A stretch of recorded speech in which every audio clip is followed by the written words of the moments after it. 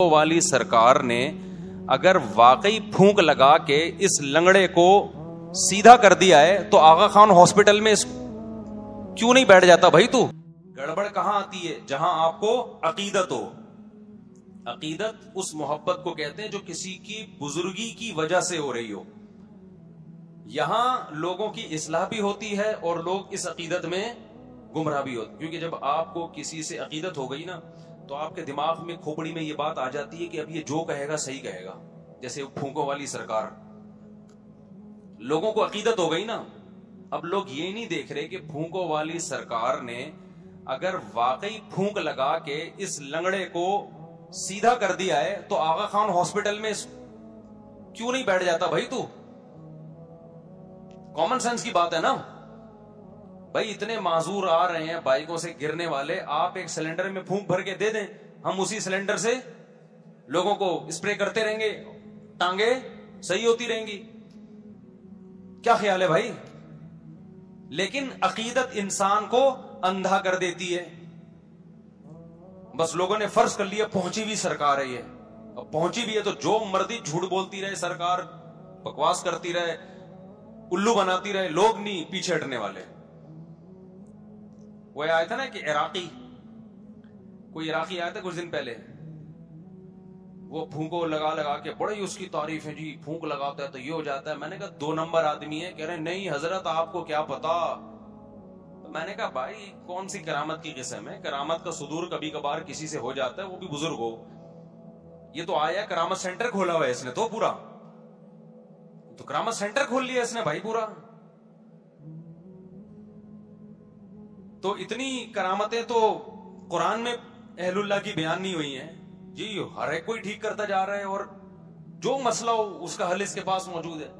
لیکن ہمارے بڑے بڑے لوگ متاثر تھے، اس کے بعد جب بھاگا ہے تو پتا چلا کہ یہ بھی ڈرامہ تھا. تو یہ عقیدت ہے انسان کو کیا کر دیتی ہے؟ اندھا. اللہ کرے بیوی کو شوہر سے عقیدت ہو جائے، کیا خیال ہے؟ یہ نہیں ہوتی، پتہ نہیں کیا مسئلہ ہے. محبت تو کرتی، عقیدت نہیں. عقیدت کا مطلب کہ بھائی بس محبت ہے، میرے بچوں کا باپ ہے، زیادہ بزرگ نہیں مانتی اس کو کہ جی عقیدت میں پاگل ہو جائے کہ میرے بہت میاں بہت اچھے بچے کے ہیں. بھائی محبت ہے مجھے، میرے بچوں کا باپ ہے، گیس بجلی کا بل دے دیتا ہے، بہت اچھا آدمی ہے. محبت ہے اس وجہ سے، بیوہ نہیں ہونا چاہتی، طلاق بھی نہیں چاہتی. عقیدت نہیں ہوتی ہے. عقیدت کس سے ہوتی ہے؟ علماء سے، بزرگوں سے، مذہبی رہنماؤں سے. اب جس سے عقیدت ہو گئی وہ اگر ٹھیک ہے تو آپ اس سے عقیدت کی وجہ سے ٹھیک ہو جاؤ گے، اور جس سے عقیدت ہوئی ہے وہ اگر 2 نمبر ہے تو آپ اس سے عقیدت کی وجہ سے گمراہ ہو جاؤ گے. اس لیے عقیدت بہت محبت کر لو جس سے چاہو، اتنا بھی نہیں ہے کہ جس سے چاہو کرو، لیکن اس میں وہ اتنی خطرناک چیز نہیں ہے. عقیدت کرنے سے پہلے نا، کسی کو اچھا سمجھنے سے پہلے، اس کی بزرگی کا عقیدہ دل میں بٹھانے سے پہلے بہت دفعہ سوچو، پرکھو اس کو 20 طریقے سے.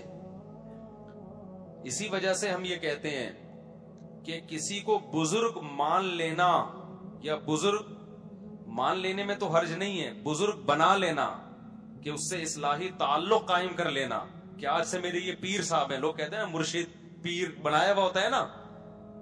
رشتہ تلاش کرنے میں اتنی تگ و دو نہ کیا کرو، لیکن کسی بزرگ سے بیعت ہونے میں اس سے زیادہ ٹینشن اٹھایا کرو، اس کو پرکھا کرو.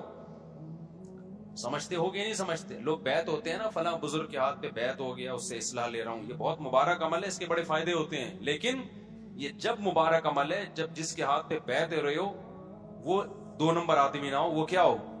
وہ 1 نمبر، اس کے پاس علم بھی کامل ہو اور عمل بھی کامل ہو اور اصلاح کرنا بھی جانتا ہو اور سوسائٹی کا بھی علم ہو. 4 چیزیں ہیں اس زمانے میں کسی کو بزرگ بنانے کے لیے. 4 میں سے ایک شرط بھی مارکیٹ سے شارٹ ہوگی نا، وہ الٹا نقصان ہوگا آپ کو. میں پہلے مثال سے سمجھاتا ہوں، اصل ٹاپک کی طرف آ رہا ہوں، یہ بات بیچ میں آ گئی نا. دیکھو جب آپ کسی سے جسمانی علاج کراتے ہو، بزرگ کیا کہتے ہیں؟ جس سے روحانی علاج کرایا جائے. روحانی کا مطلب وہ جن چڑیل بھوت والا نہیں، وہ تو بزرگ ہوتے ہی نہیں ہے. اس کے لیے شرط ہے کہ بزرگ نہ ہو تو ہوگا وہ.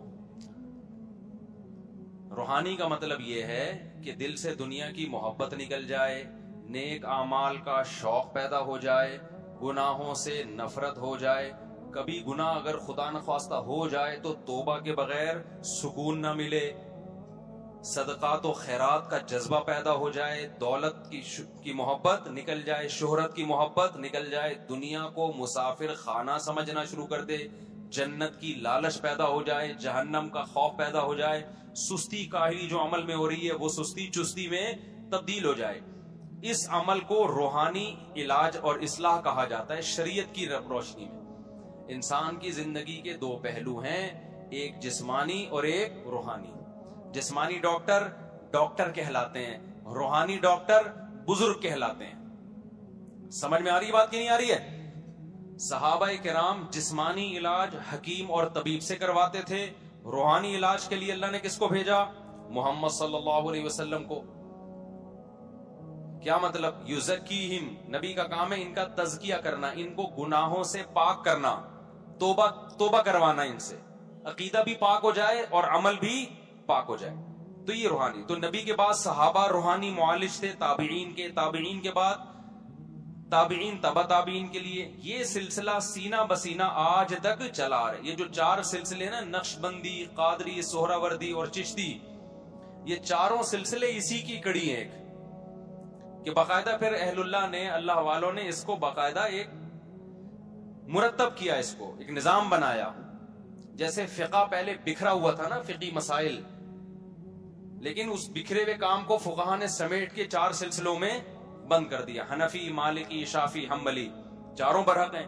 تو ایسے ہی جو اصلاح امت کا کام تھا نا، جس کو تصوف نام دیا جاتا ہے، یہ روحانی علاج کہا جاتا ہے، یہ بھی بکھرا ہوا تھا. تو یہ 4 سلسلوں میں کیا ہو گیا؟